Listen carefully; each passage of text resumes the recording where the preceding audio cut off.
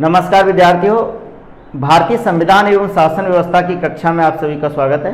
और हम संविधान की कक्षाओं में हम देख रहे थे, मौलिक अधिकारों का अध्ययन कर रहे थे। और मौलिक अधिकारों में भी हम लोग देख रहे थे पिछली कक्षाओं में मौलिक अधिकार, और मौलिक अधिकारों में भी हम ये देखने की कोशिश कर रहे थे।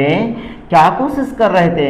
बोले समता का अधिकार देख रहे थे, राइट टू इक्वलिटी देख रहे थे भैया, समता का अधिकार। और समता का अधिकार कहां दिया गया है? आर्टिकल 14 से लेकर के 18 के बीच में दिया गया भारतीय संविधान में। मौलिक अधिकार, फंडामेंटल राइट्स।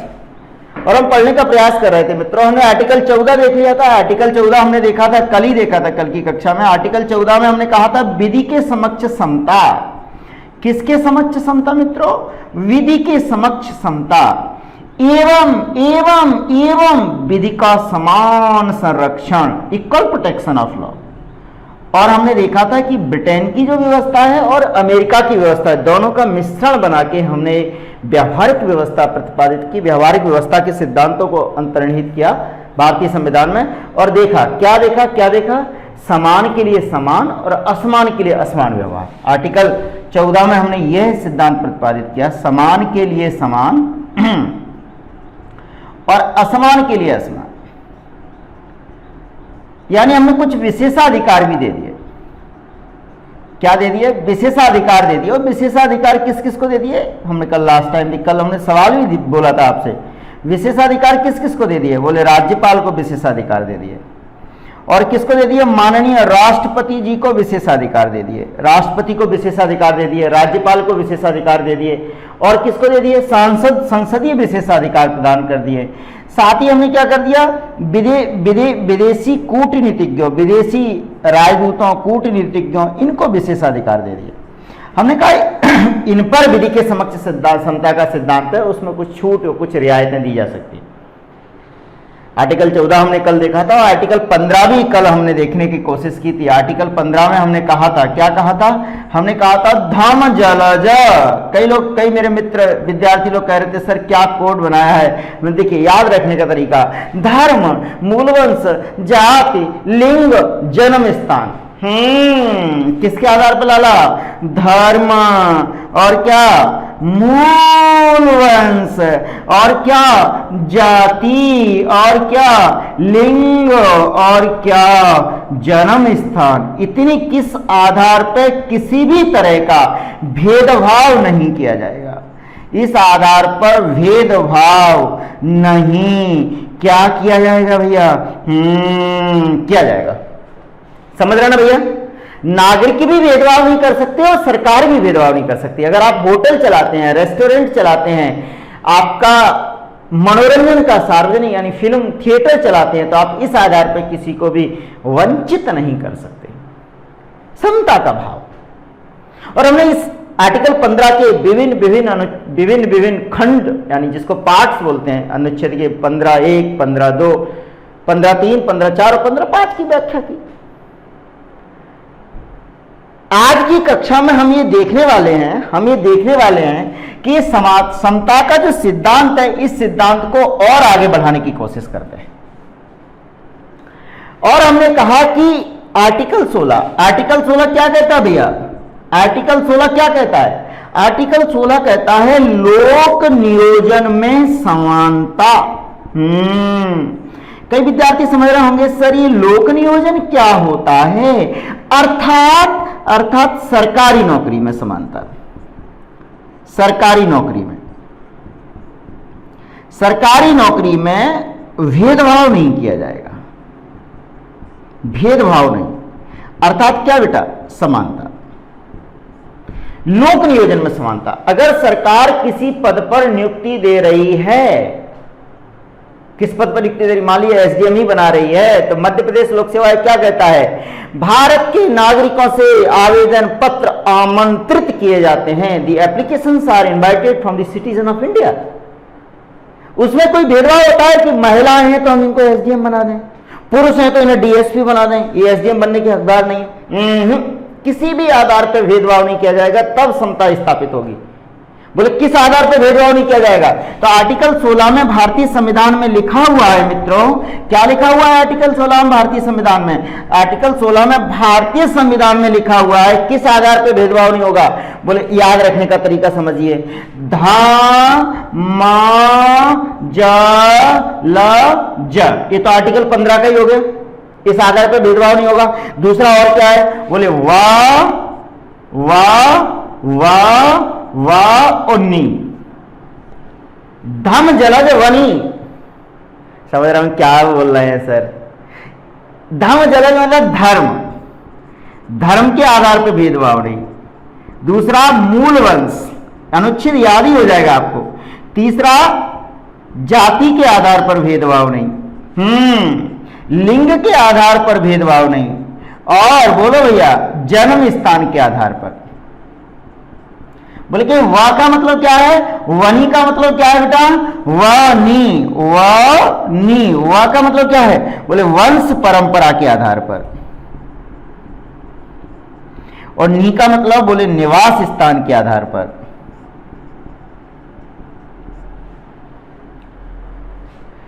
लोक नियोजन में समानता का तात्पर्य यह होगा कि इनमें से किसी भी आधार पर सरकारी नौकरी में भेदभाव नहीं किया जाएगा।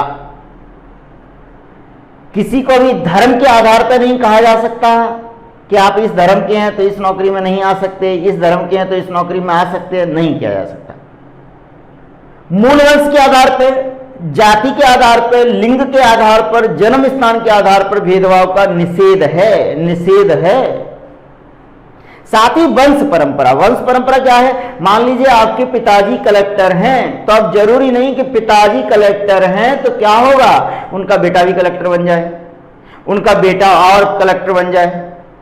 आपके दादा, मान लीजिए आपके दादा मुख्यमंत्री हैं, तो जरूरी नहीं है कि आप भी मुख्यमंत्री बने।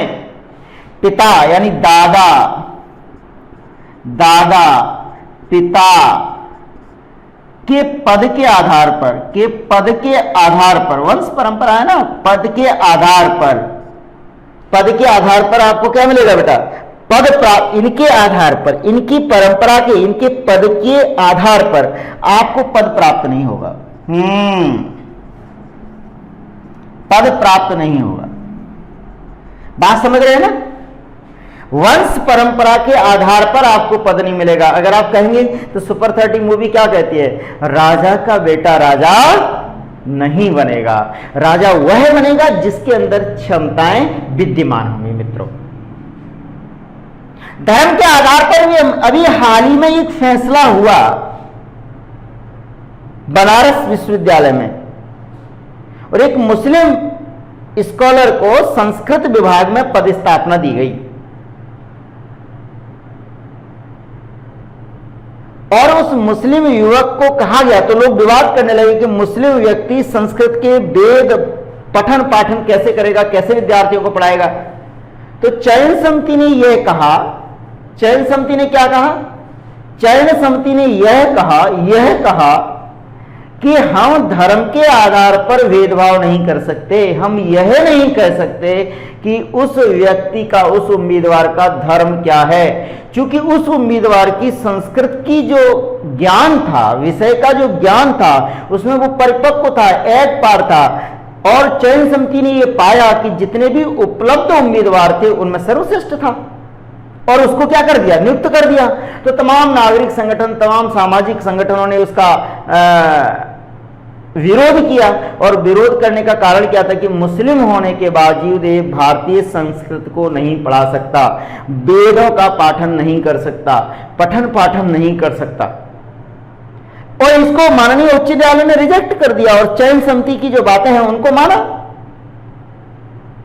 और उच्च न्यायालय ने कहा चूंकि चयन समिति ने पाया है कि ये व्यक्ति इस पद के लिए उपयुक्त है और इस पद के चयन के समस्त मानकों को पूरा करता है, तो हमें उसकी नियुक्ति करने में क्या आपत्ति हो। आर्टिकल 16 का हवाला भी दे दिया उन्होंने, कह दिया कि धर्म, मूलवंश, जाति, लिंग, जन्म स्थान के आधार पर भेदभाव नहीं किया है, और वंश परंपरा के आधार पर और निवास स्थान के आधार पर। ऐसा नहीं कि आप लोक सेवा आयोग के बगल में रहते हैं कमरा लेके, मध्य प्रदेश लोक सेवा आयोग के, तो ये MPPSC का है, हे बेटा खिड़की खोलो, लो अपॉइंटमेंट लेटर लो, आप नियुक्ति पत्र लो, सीधा एसडीएम बनो, हम देख रहे हैं तुम बहुत पढ़ते हो। अब कोई व्यक्ति भिंड में रहता है या बालाघाट में बहुत दूर दराज क्षेत्रों में रहता है, तो अब आयोग तो देख नहीं रहा है, तो इस आधार पर भेदभाव नहीं कर सकता कि इंदौर के लोग अच्छे होशियार होते हैं, भिंड के लोग होशियार नहीं होते हैं, बालाघाट के लोग होशियार नहीं होते हैं, सतना के लोग होशियार नहीं होते हैं, वगैरह वगैरह। निवास स्थान के आधार पर भी भेदभाव नहीं किया जा सकता। और लोक नियोजन का मतलब होगा सरकारी नौकरी में समानता स्थापित करने के लिए प्रयास करेंगे। बात स्पष्ट हो रही है?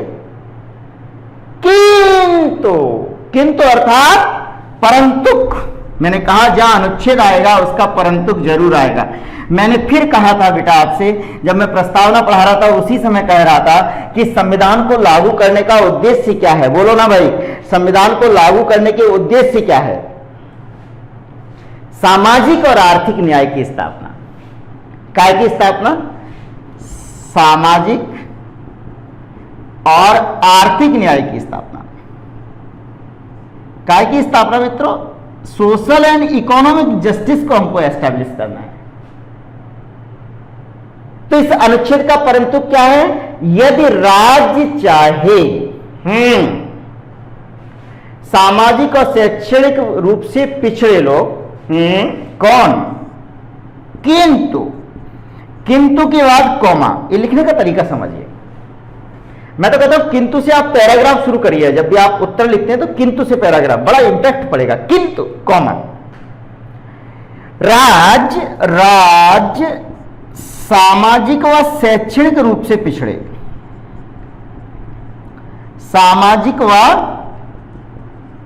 शैक्षणिक रूप से पिछड़े, और जिनको अपन क्या बोलते हैं? OBC, other backward classes, OBC, एवं अनुसूचित जाति और जनजाति। मित्रों, अनुसूचित जाति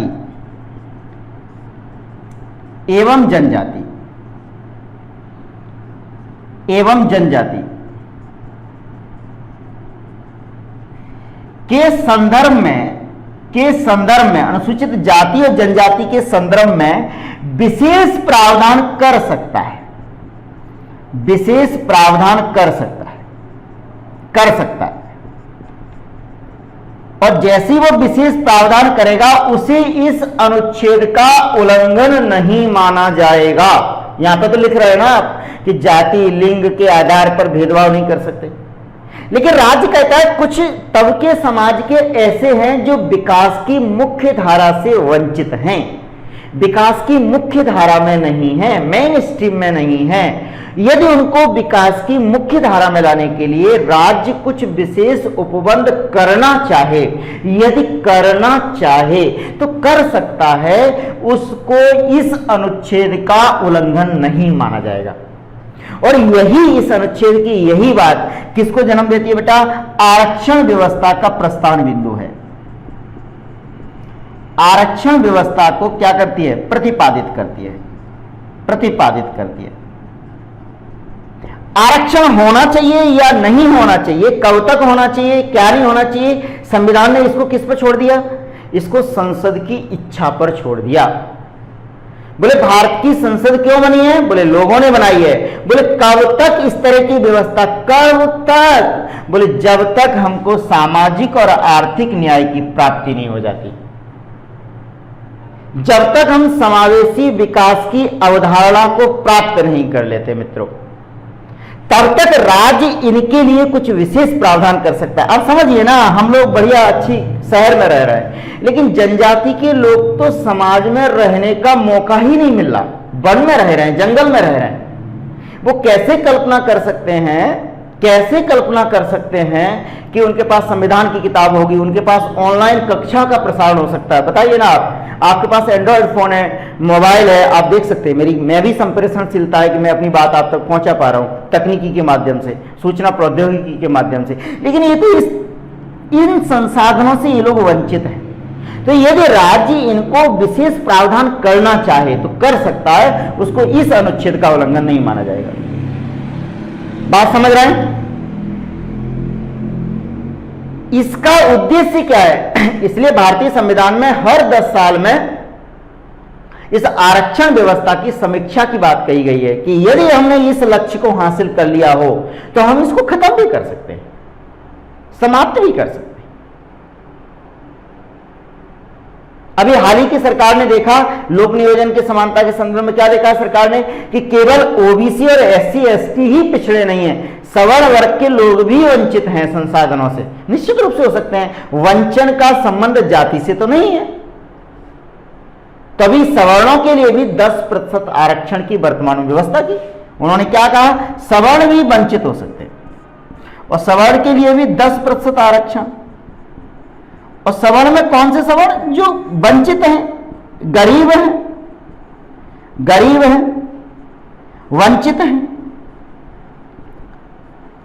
तो ये इसका मतलब क्या है? ये जो हम जो व्यवस्था करते हैं, स्पेशल व्यवस्थाएं करते हैं, स्पेशल प्रोविजन है, विशिष्ट प्रावधान है, इनको इस अनुच्छेद का उल्लंघन नहीं माना जाएगा। छत्तीसगढ़ सरकार कई सेवाओं में अपने निवास स्थान की रिस्ट्रिक्शन लगा देती है कि आदिवासी बहुल क्षेत्र में यदि आपकी नियुक्ति होनी है किसी पद पे, छोटे पदों पे कहीं, तो वहीं का निवासी होना चाहिए ताकि वो वहां की भौगोलिक और सामाजिक स्थिति से परिचित हो। इस तरह का रिस्ट्रिक्शन जो प्रतिबंध लगा देती है कई बार छत्तीसगढ़ सरकार, वो इसलिए लगा देती है कि हमको सामाजिक और आर्थिक न्याय की प्राप्ति चाहिए मित्रों। और इसीलिए हमको क्या चाहिए? सामाजिक और आर्थिक न्याय की प्राप्ति के साथ साथ हमको क्या चाहिए बेटा? समावेशी विकास की अवधारणा को लेना है। समावेशी विकास, इंक्लूसिव ग्रोथ के लक्ष्य को हासिल करना है। बात स्पष्ट है। अभी हाल ही में कई लोगों ने कहा कि भैया कुछ लोग ऐसे भी तो हैं जो क्या है, जो इसमें वंचन के शिकार नहीं है, ओबीसी में, अन्य पिछड़े वर्ग क्लास में, अन्य पिछड़े वर्ग की क्लास में। तो सरकार ने क्या किया कि ओबीसी के लिए, अन्य पिछड़ा वर्ग के लिए क्या किया सरकार ने? अभी एक प्रतिबंध लगा दिया। और प्रतिबंध क्या लगा दिया? बोले क्रीमी लेयर की अवधारणा, क्रीमी लेयर की अवधारणा को समाहित कर लिया बेटा। क्रीमी लेयर की अवधारणा, क्रीमी लेयर का हिंदी में अर्थ क्या होता है? कुछ नहीं, हलवा एकदम, मलाईदार परत, मलाईदार परत। और ये कैसे कहा गया? ये रामनंदन समिति की सिफारिश पर। किस सिफारिश पर?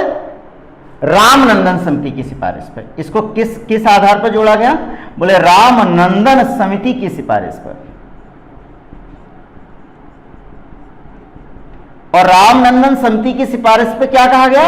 ये कहा गया कि ओबीसी में यदि कोई व्यक्ति क्रीमी लेयर की श्रेणी में आता है, मलाईदार परत में आता है, जिसका आय का जो स्तर है वो ज्यादा है, तो उसको सामाजिक और शैक्षणिक रूप से पिछड़े होने के नाते जो रियायतें मिलने वाली थी, जो सुविधाएं मिलने वाली थी, वो नहीं मिलेंगी। और क्रीमी लेयर की जो अवधारणा है वो समय समय पर बढ़ती जाती है। पहले 2.5 लाख थी, 4.5 लाख थी, 6.5 लाख प्रति वर्ष इनकम जिन व्यक्तियों की होती है उनको क्रीमी लेयर में माना जाता है। और क्रीमी लेयर वाले लोगों को अन्य पिछड़े वर्ग के रूप में जो सुविधाएं सरकार की तरफ से मिलती हैं, वो सुविधाएं उठाने का उनको अवसर नहीं मिलता है। बात एकदम स्पष्ट है कि सामाजिक आर्थिक न्याय प्राप्त करना है। अब कलेक्टर आप बन गए हैं तो आपको अब आरक्षण की क्या जरूरत है भाई? और यही संविधान में, मूल संविधान की भावना यही है मित्रों। मूल भावना ये नहीं है कि लगातार कंटिन्यूअस आप कलेक्टर फिर भी आप आरक्षण ले रहे हैं, आप डिप्टी कलेक्टर फिर भी आप अपने बच्चों के लिए आरक्षण ले रहे हैं। नहीं, आरक्षण का मतलब क्या है कि उस वंचित तबके को भी विकास की मुख्य धारा में लाके खड़ा करना, और तभी हम उस समता के सिद्धांत को प्रतिपादित कर पाएंगे। अर्थात तुलसी का राम राज्य, नहीं को दरिद्र दुखी न दीना, नहीं को अबुध न लक्षणहीना, इस तरह की परंपरा को स्थापित कर पाए। बात समझ रहे हैं ना? इस क्रीमी लेयर की अवधारणा को रामनंदन समिति की सिफारिश पे कहा गया। और हमारा उद्देश्य आर्टिकल 16 का जो उद्देश्य है वो यही है बेटा, लोक नियोजन में समानता। इससे समता स्थापित होगी, लोक नियोजन में समानता। क्लियर? स्पष्ट? सरकारी नौकरियों में किसी भी तरह का कोई भेदभाव नहीं किया जाएगा। कुछ मित्र कहेंगे फिर आरक्षण की व्यवस्था क्यों? तो आप समझ लीजिए, आर्टिकल 16 के परंतुक में कहा गया है किंतु राज्य यदि सामाजिक और शैक्षणिक वर्ग रूप से पिछड़े अनुसूचित जाति जनजाति के लोगों के लिए यदि कोई प्रावधान करना चाहे तो उसे इस अनुच्छेद का उल्लंघन नहीं माना जाएगा। उद्देश्य सामाजिक आर्थिक न्याय की प्राप्ति। क्लियर? और समानता कैसे स्थापित होगी और समानता स्थापित करने का प्रयास कैसे करेंगे मित्रों, आगे देखते हैं संविधान में समानता कैसे स्थापित होगी। बोले अनुच्छेद 17 आर्टिकल 17 के माध्यम से हम समानता स्थापित करने का प्रयास करेंगे। और आर्टिकल 17 में कहा गया है संविधान में अस्पृश्यता का अंत, अस्पृश्यता का अंत। और इसका मतलब क्या है? Evolution of untouchability, evolution of untouchability. अस्पृश्यता का अंत करना है। अस्पृश्यता मतलब छुआछूत का। गांधी जी बड़े दुखी हुए थे, बड़े ही दुखी हुए थे बेचारे। छुआछूत का अंत। मनुष्य को छूने से मना करता है। बोले तुम दोषी हो, तुम कैसे हो? अछूत हो।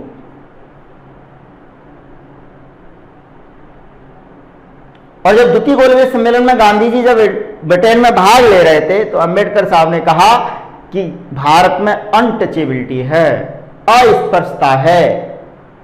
लोग निचले तबके को और उच्च तबके में विभाजित किए हैं समाज को, और उच्च तबका निचले तबके के व्यक्ति को छूना पसंद नहीं करता, स्पर्श तक करना पसंद नहीं करता। गांधी जी बड़े दुखी हुए। दुखी होने के बाद जब दोबारा भारत में लौट के आए, उन्होंने छुआछूत के विरोध में आंदोलन चलाया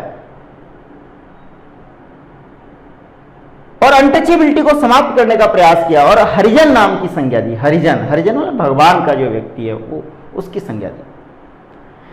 भारतीय संविधान में इस संबंध में क्या प्रावधान है बेटा? पहली बात तो भारतीय संविधान में अस्पृश्यता को परिभाषित नहीं किया गया। अस्पृश्यता को परिभाषित नहीं किया गया मित्रों, कि अस्पृश्यता किसे कहेंगे। अनटचेबिलिटी को भारतीय संविधान में डिफाइन नहीं किया गया। और आप जानते हैं जो चीजें परिभाषित नहीं होती हैं उनको परिभाषित करने का काम कौन करता है? संविधान की व्याख्या करने का काम किसके पास है? न्यायपालिका के पास। न्यायपालिका इसको परिभाषित करने की कोशिश करेगी कि अनटचेबिलिटी क्या है। और हमने अनटचेबिलिटी के लिए शुरू में ही 1950 में भारतीय संविधान लागू हुआ, हमने 1955 में अस्पृश्यता अपराध निवारण अधिनियम बनाया। क्या बनाया बेटा? अस्पृश्यता अपराध निवारण अधिनियम बनाया, एक्ट बनाया। इस अधिनियम के माध्यम से अस्पृश्यता 1955, और इसमें हमने फिर संशोधन किया। संशोधन कब किया? बोले 1976 में। और इसका नाम क्या कर दिया? बोले सिविल अधिकार संरक्षण अधिनियम। सिविल अधिकार संरक्षण अधिनियम। और सिविल अधिकार संरक्षण अधिनियम हमने इसका नाम रख दिया 1976। और इस अधिनियम के माध्यम से यदि कोई अब छुआछूत करता है तो उसको सजा के प्रावधान है। इस अधिनियम में भी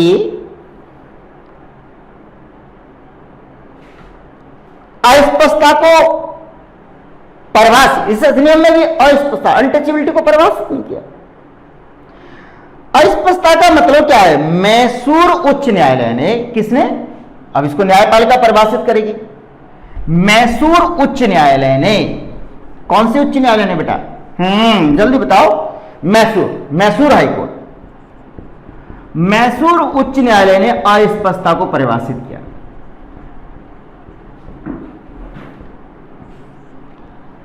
मैसूर हाईकोर्ट ने अस्पृश्यता को परिभाषित करते हुए कहा, क्या कहा?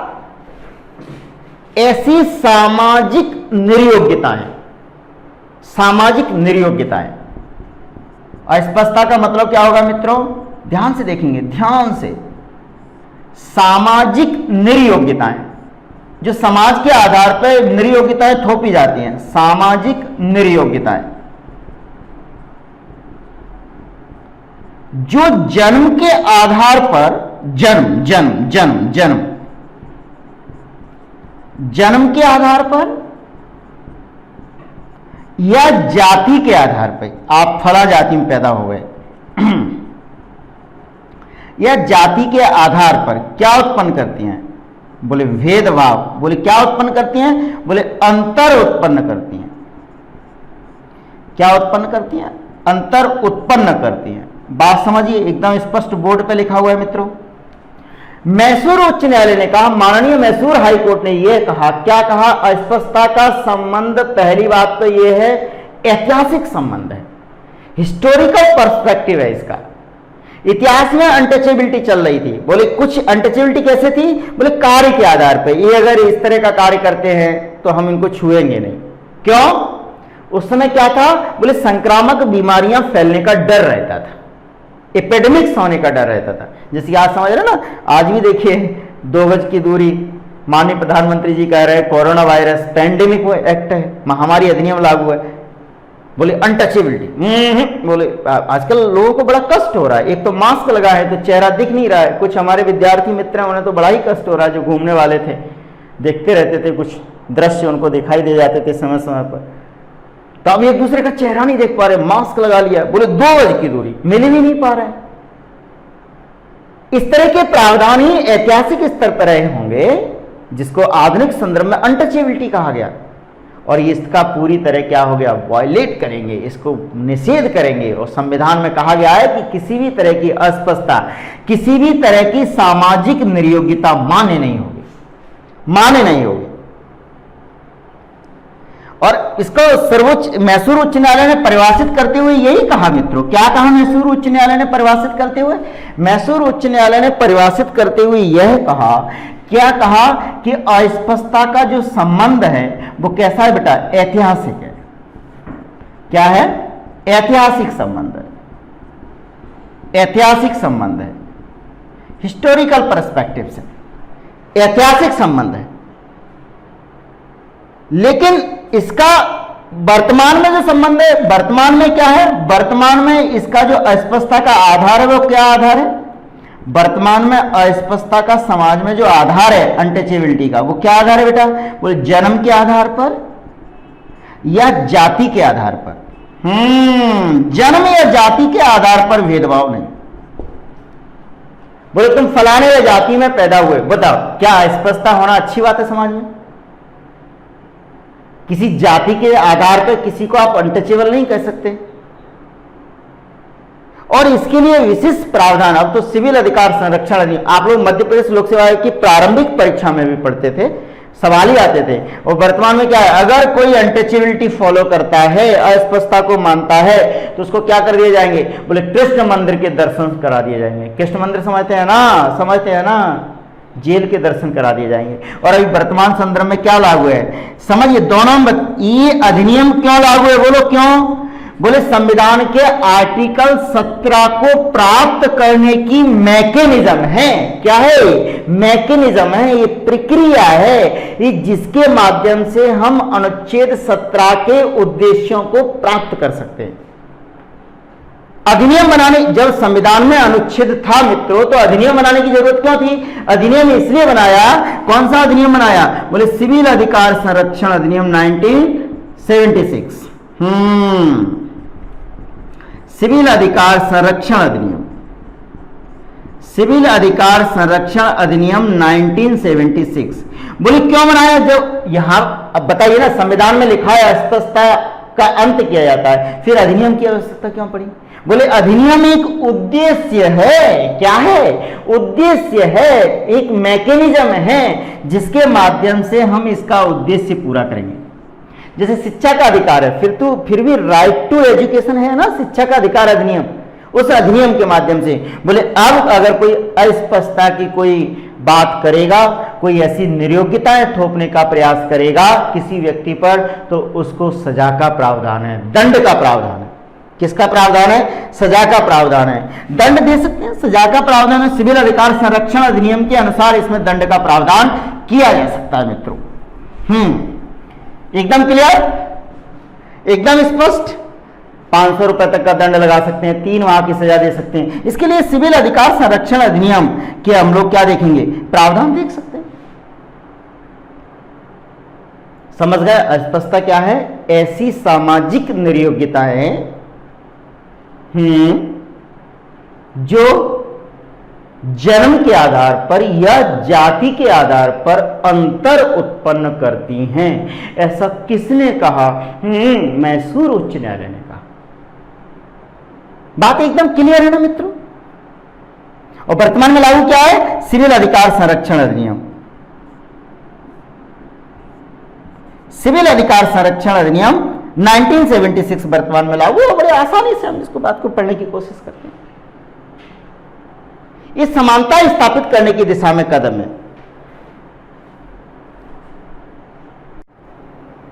तो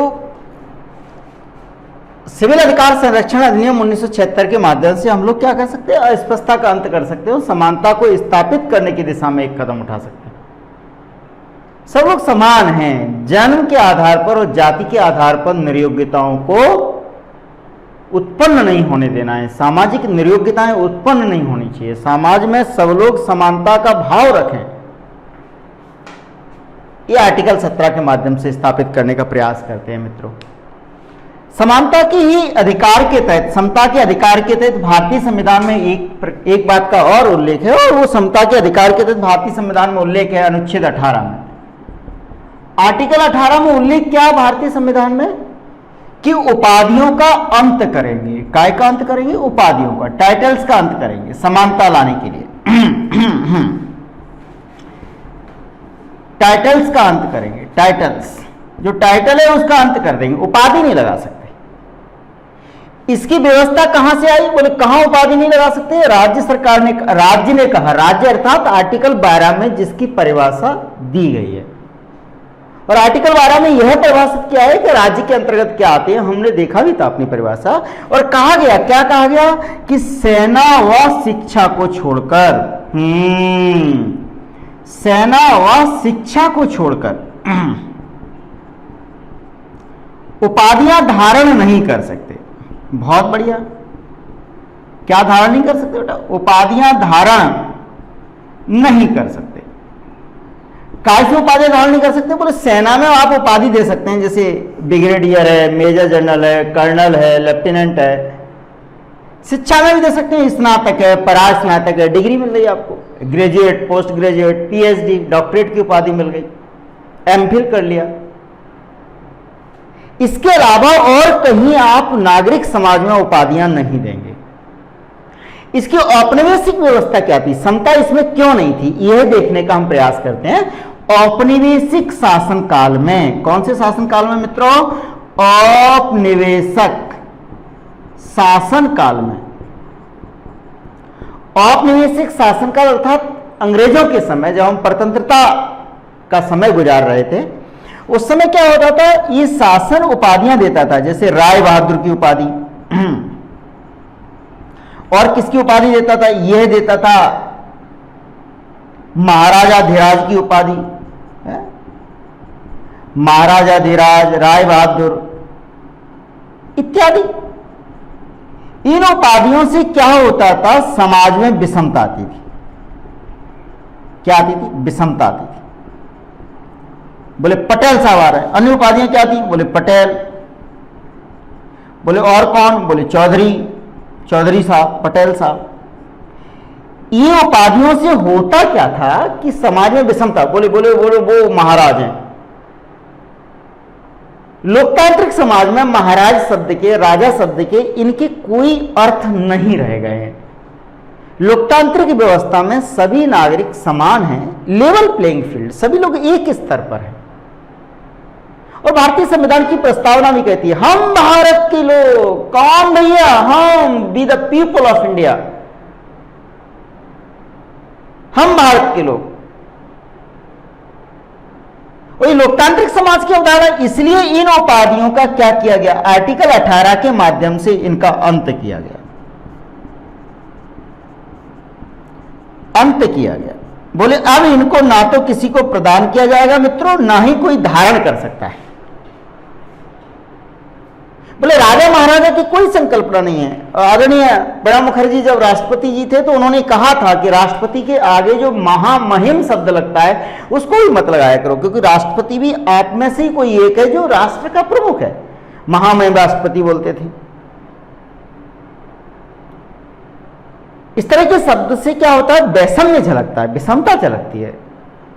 और नागरिक समाज में सब लोग एक ही स्तर पे हैं। भैया देखिए ना, जन्मे एक संग सभाई, शयन किए केले लड़काई, सब लोग एक साथ जन्म लिया है नागरिक समाज में। तो इसलिए उपाधियों का अंत किया। तो वर्तमान में व्यवस्था क्या है, वर्तमान में व्यवस्था यह है कि यदि कोई भारतीय नागरिक, सेना व शिक्षा में उपाधि दी जाएंगी, लेकिन यदि कोई भारतीय नागरिक विदेशी राज्य से, यदि कोई भारतीय नागरिक, यदि कोई, वर्तमान में क्या व्यवस्था है, पहली व्यवस्था, यदि कोई भारतीय नागरिक, यदि कोई भारतीय नागरिक विदेशी राज्य से उपाधि लेता है, विदेशी राज्य से उपाधि धारण लेता है, मान लीजिए कोई भारतीय नागरिक है और पाकिस्तान उसको उपाधि दे रहा है, ये स्विट्जरलैंड उसको उपाधि दे रहा है, ब्रिटेन उसको उपाधि दे रहा है, तो उस नागरिक को मान लीजिए मुझसे ही कहा जाए, मुझे कहा जाए कि मुझे कौन दे रहा है, फ्रांस के, मुझे फ्रांस के राष्ट्रपति मुझे क्या दे रहा है, एक अवार्ड देना चाहते हैं, एक उपाधि देना चाहते हैं। तो मैं भारत का नागरिक हूं, ऐसे ही चला जाऊं या कुछ मेरे पूछ के जाऊं, किसी से पूछ के जाना पड़ेगा, मुझे भारत के राष्ट्रपति से अनुमति लेनी होगी। यदि भारत के राष्ट्रपति कह देंगे कि तुम विदेशी राज्य से उपाधि धारण कर लो, ले लो, तो ही जाऊंगा। यानी लेता है तो राष्ट्रपति से अनुमति लेना आवश्यक है। किससे अनुमति लेना आवश्यक है, राष्ट्रपति से अनुमति लेना आवश्यक है। बहुत बढ़िया, बहुत बढ़िया, बहुत बढ़िया, आवश्यक है।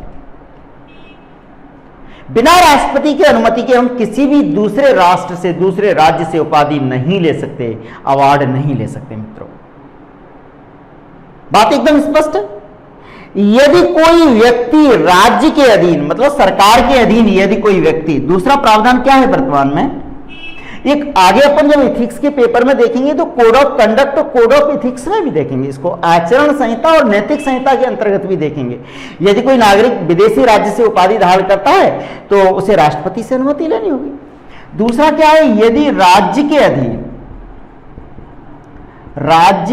अधीन यदि कोई लाभ का पद धारण किया है, यदि कोई लाभ का पद धारण किया है मित्रों, क्या किया है, लाभ का पद यदि धारण किया है, किसके अधीन, राज्य के अधीन।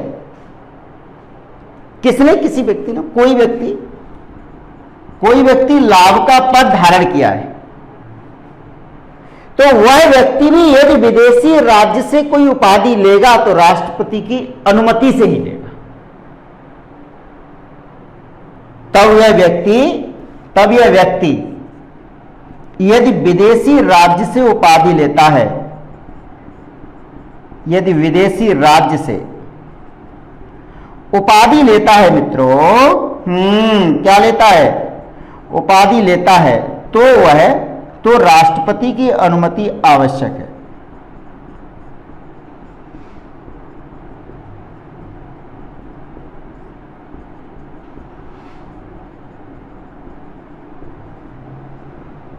समझ गए। लाभ के पद पे कोई है व्यक्ति, आईएएस है, लाभ का पद, लाभ का पद विधेयक है जिसके माध्यम से संसद निर्धारित करती है कि कौन से पद को लाभ का पद माना जाएगा, कौन से पद को लाभ का पद नहीं माना जाएगा। तो यदि कोई व्यक्ति लाभ के पद पर आसीन है और वो विदेशी राज्य से उपाधि धारण करता है तो इसके लिए किसकी अनुमति आवश्यक है? जल्दी बताओ। राष्ट्रपति की अनुमति आवश्यक है। एक और जो महत्वपूर्ण संदर्भ है भारतीय संविधान के अंतर्गत, कहा जाता है कुछ भारत की सरकार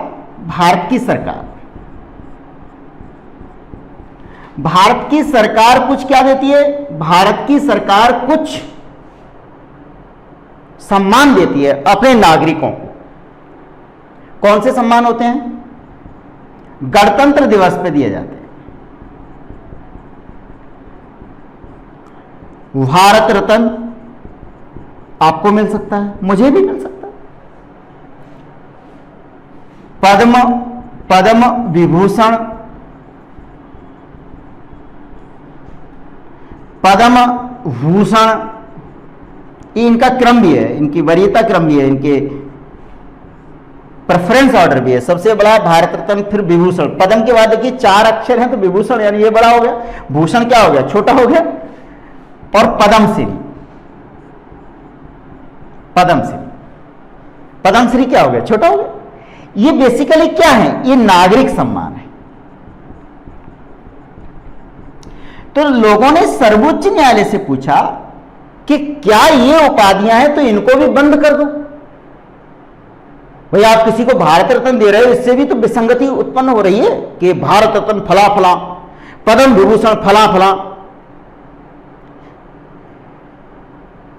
तो सरकार के सामने ये प्रश्न आया कि यदि उपाधियों का अंत आर्टिकल 18 के माध्यम से किया जा रहा है तो इनका भी अंत कर दो। इनको क्यों धारण किया, इनको क्यों चला रहे हैं? और ऐसा हुआ भी मित्रों। 1977 में, 1977 में मोरारजी देसाई की सरकार आई और इस सरकार ने क्या किया? इनको समाप्त कर दिया, इन उपाधियों को समाप्त कर दिया। उन्होंने ये कहा कि किसी को भारत रत्न नहीं दिया जाएगा, किसी को पद्म विभूषण नहीं दिया जाएगा, किसी को पद्म भूषण नहीं, किसी को पद्मश्री नहीं। उन्होंने कहा इससे असमानता का भाव पैदा होगा, आर्टिकल 18 सिद्ध नहीं, लागू नहीं हो रहा है, उपाधियों का अंत हमको करना है।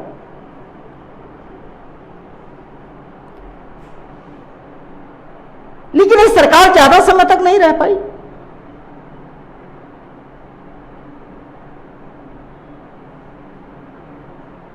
नाइनटीन 1980 में पुनः कांग्रेस की सरकार आई। 1980 में पुनः किसकी सरकार आई मित्रों? कांग्रेस की सरकार आ गई। और 1980 में जैसे ही कांग्रेस की सरकार आई, उन्होंने इन नागरिक सम्मानों को क्या कर दिया? प्रारंभ कर दिया। उन्होंने कहा नहीं, ये तो मिलना चाहिए। और ये कहा गया ये चूंकि उपाधियां नहीं है, व्यक्ति के सामाजिक क्षेत्र में उत्कृष्ट योगदान के लिए प्रदान किए जाते हैं, इसलिए ये उपाधियां नहीं है, ये व्यक्ति को काय के लिए होते हैं? पुरस्कार काय के लिए होते हैं? प्रोत्साहित करने के लिए होते हैं। उत्कृष्ट पुरस्कार मिले, खेल रत्न पुरस्कार मिले, द्रोणाचार्य पुरस्कार मिले, एकलव्य पुरस्कार मिले। ये पुरस्कार क्या बताते हैं? ये पुरस्कार क्या समाज में क्यों स्थापित किए जाते हैं? ये पुरस्कार इसलिए, और इस कांग्रेस की सरकार ने ये कहा मित्रों, कांग्रेस की सरकार ने यह कहा, क्या कहा कांग्रेस की सरकार ने? यह कहा कि पुरस्कार किस लिए स्थापित किए जाते हैं? बोले पुरस्कार बेसिकली काय के लिए होते हैं? पुरस्कार प्रोत्साहन के लिए स्थापित किए जाते हैं। काय के लिए स्थापित किए जाते हैं मित्रों? प्रोत्साहन के लिए। समझ रहे हैं ना बात को? जिससे नागरिक समाज को प्रोत्साहन मिले। और ये जो पद्मश्री है, पद्म विभूषण है, पद्म भूषण है, पद्मश्री है, पद्म भूषण, ये पुरस्कार बेसिकली क्या है? बोले समाज के क्षेत्र में, समाज के विभिन्न क्षेत्रों में उत्कृष्ट योगदान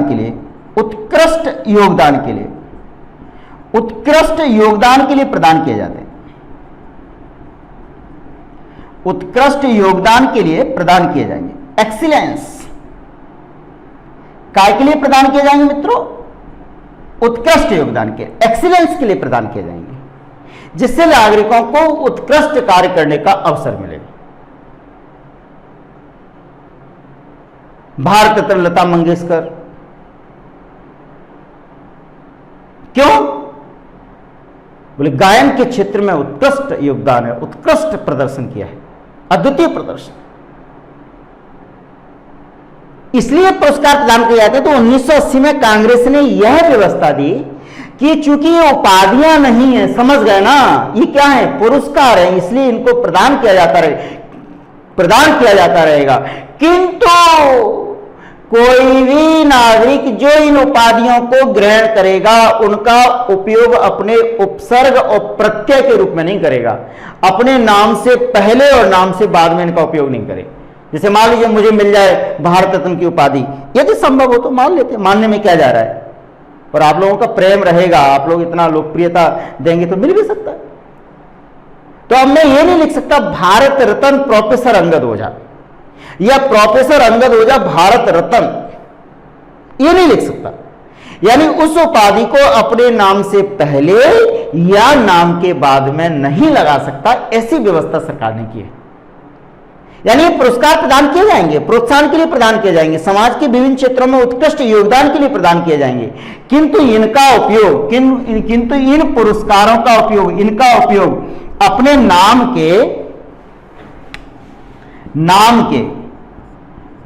के आगे व पीछे, नाम के आगे व पीछे इनका उपयोग नहीं कर सकते। किसका? बोले भारत रत्न, पद्म विभूषण, और कौन? बोले पद्म भूषण, और कौन? बोले पद्म श्री। तो इनका उपयोग नहीं किया जा सकता अपने नाम के आगे, अर्थात उपसर्ग व प्रत्यय के रूप में, उपसर्ग व प्रत्यय के रूप में इसका प्रयोग नहीं किया जा सकता।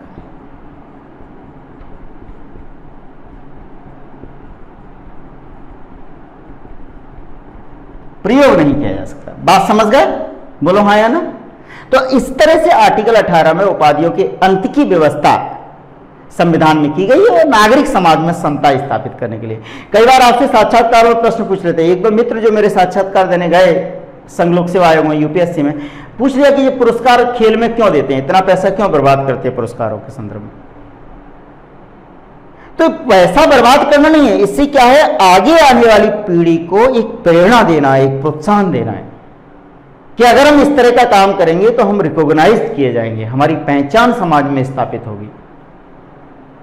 लेकिन इनका नाम आगे व पीछे नहीं लगाएंगे जिससे वैषम्य क्रिएट हो। ऐसे नहीं कि माननीय भारत रत्न फलाने आ रहे हैं, पद्म विभूषण आ रहे हैं, पद्म श्री आ रहे हैं, इस तरह से हम इनका प्रयोग नहीं कर सकते। यह वर्तमान में जो व्यवस्था है वो समता रूपी समाज की स्थापना के लिए संवैधानिक प्रावधान है, कॉन्स्टिट्यूशनल प्रोविजन है, जिनको हमें प्राप्त करने के लिए प्रयास करना है। समझ रहे हैं? तो इस तरह से भारतीय संविधान में हमने देखा आर्टिकल 14 से लेकर के 18 तक समानता का अधिकार। समझ रहे हैं? आर्टिकल 14 टू 18 समानता का अधिकार। तो इस तरह से समानता के अधिकार को स्थापित करता है आर्टिकल 14 से 18 तक। विद्यार्थियों, हम ये पढ़ क्यों रहे हैं बताइए ना भाई। हम ये पढ़ इसलिए रहे हैं ताकि हम लोक सेवा आयोग की परीक्षा पास कर पाए। संविधान इसलिए पढ़ रहे हैं। तो हमने क्या पढ़ा? समानता का अधिकार। कहां से कहां पढ़ा मित्रों? आर्टिकल 14 से 18 तक समानता का अधिकार, राइट टू इक्वलिटी है, समानता का अधिकार है आर्टिकल 14 से लेकर के आर्टिकल 18 तक। समानता के अधिकार को हम लोग पढ़ने की कोशिश की। अब इससे संबंधित सवाल जो परीक्षा में पूछे जा सकते हैं उनको लिखते हैं अपन, उनको कोशिश करेंगे, उनको सॉल्व करने का प्रयास करते हैं। कोशिश नहीं करेंगे, सॉल्व भी करेंगे। प्रश्न एक जो मुख्य परीक्षा में आ सकते हैं, प्रारंभिक परीक्षा में तो यही आया था, अस्पष्टता का अंत किस अनुच्छेद में, आर्टिकल 17 में, लोक नियोजन में समानता आर्टिकल 16 में, उपाधियों का अंत आर्टिकल 18, इस तरह से पूछ लेते हैं। लेकिन मुख्य परीक्षा में किस तरह के सवाल आ सकते हैं, इनका अपन देखते हैं, उल्लेख करने की कोशिश करते हैं। नंबर 1 प्रश्न देखते हैं बेटा, अनुच्छेद 14 को, एक कई बार सवाल पूछा गया, अनुच्छेद 14 को अपवाद सहित स्पष्ट करो। किसके सहित स्पष्ट करना है, अपवाद सहित। अनुच्छेद 14 में क्या कहा गया है, विधि के समक्ष समता और विधि का समान संरक्षण, और इसके जो अपवाद मैंने आपको बताए थे, यहां पे क्या है, अनुच्छेद में क्या कहा गया, विधि के समक्ष समता, विधि के समक्ष समता, और क्या प्लस विधि का समान संरक्षण। ये तो आर्टिकल 14 में कहा गया है और हमने इन दोनों से ले लिया। अब इसके अपवाद क्या हैं जो मैंने आपको बताए थे, आर्टिकल 361, संविधान में आर्टिकल 361, कौन, बोले राज्य, राष्ट्रपति व राज्यपाल को विशेष अधिकार है। राष्ट्रपति व राज्यपाल, आप लोग इसे लिखेंगे 125 शब्दों में लिखने की कोशिश करेंगे, मैं आपको सिनॉप्सिस बनवा रहा हूं। राष्ट्रपति और राज्यपाल को विशेष अधिकार है, पद पर रहते हुए दांडिक कार्रवाई नहीं की जा सकती, सिविल कार्रवाई की जा सकती है, लेकिन उसके लिए भी 2 माह की पूर्व सूचना देनी पड़ेगी, प्री इंफॉर्मेशन फॉर 2 मंथ्स। वो आदरणीय रामनरेश यादव जी मध्य प्रदेश के राज्यपाल थे और उनके खिलाफ FIR हो गई थी, तो उच्च न्यायालय ने उस पर हस्तक्षेप किया और उस FIR को निरस्त कराया, क्योंकि राज्यपाल या राष्ट्रपति के पद पर रहते हुए किसी कार्य व निर्णय के विरुद्ध दांडिक कार्रवाई नहीं की जा सकती। आर्टिकल 105 विशेषाधिकार, समझिए, लिखिए, यूपीएससी में तो आता ही आता है ये सवाल, बहुत अच्छा सवाल है। मध्य प्रदेश लोक सेवा आयोग के प्रश्नों का स्तर भी अब उतना ही बढ़ गया है मित्रों। आर्टिकल 105 में क्या कहा गया, आर्टिकल 105 में संसदीय विशेषाधिकार है, बोले संसदीय विशेषाधिकार, और इसमें क्या कहा गया है, कोई भी पार्लियामेंट, कोई भी सांसद या संसदीय समिति अगर संसद में कोई वाक्य दे रही है, कोई अपना मत व्यक्त कर रहा है, तो उस पर न्यायिक कार्रवाई नहीं की जा सकती। ये हमने देखा भी था, लिखा भी था।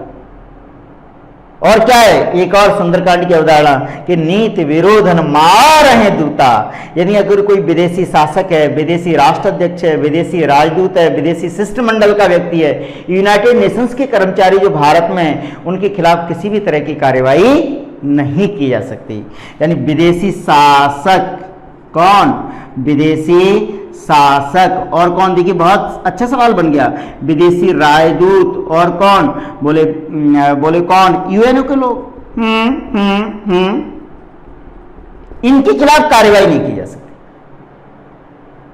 साथ ही और क्या बात था, आप बताएंगे, और अपवाद क्या था मित्रों, और अपवाद क्या था, बोलो, और अपवाद क्या था, और अपवाद था आर्टिकल 31 गा, यानी संपत्ति।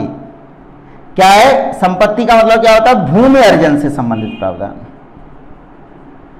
यदि भूमि अर्जन से संबंधित प्रावधान है तो वहां पे आर्टिकल 14 चला जाएगा। हमने बताया था आपको, भूमि अर्जित की जा सकती है लेकिन उसको मुआवजा देना पड़ेगा। और हम देखते हैं कि जो अभी बिल भी बनाया था 2013 में, भूमि अधिग्रहण एवं पुनर्वास अधिनियम, इसके माध्यम से अपन मुआवजा देते हैं किसी की अगर निजी संपत्ति है तो ये विशेषाधिकार है, ये अपवाद हैं जो आर्टिकल 14 को मानने से क्या करते हैं, मना करते हैं मित्रों।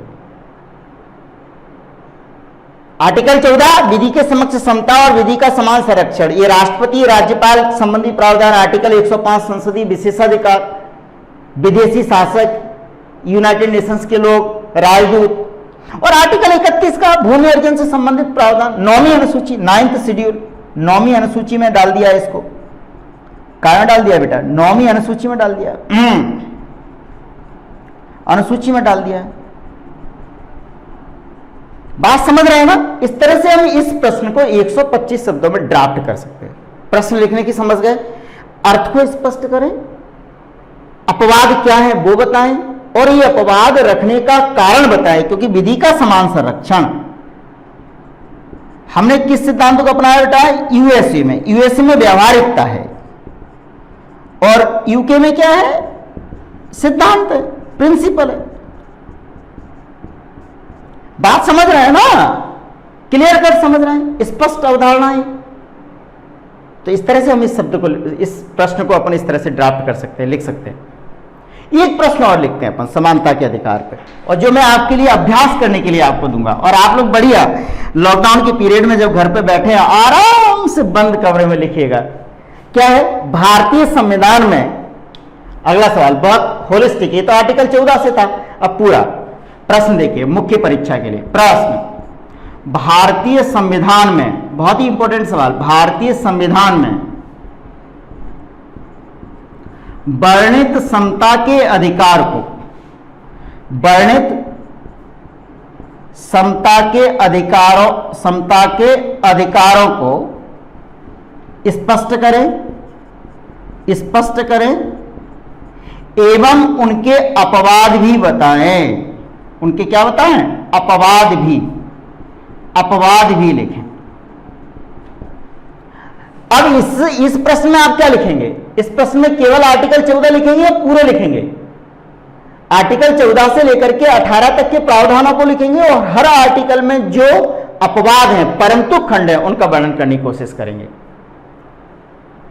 और इस प्रश्न को आप लिखेंगे और इसमें किसका उल्लेख करेंगे? पहली बात आर्टिकल 14 से 18 तक का उल्लेख करना है मित्रों। बोलो ना। प्लस उनके अपवादों का भी उल्लेख करना है। का उल्लेख करना है? अपवादों का भी उल्लेख करना है मित्रों।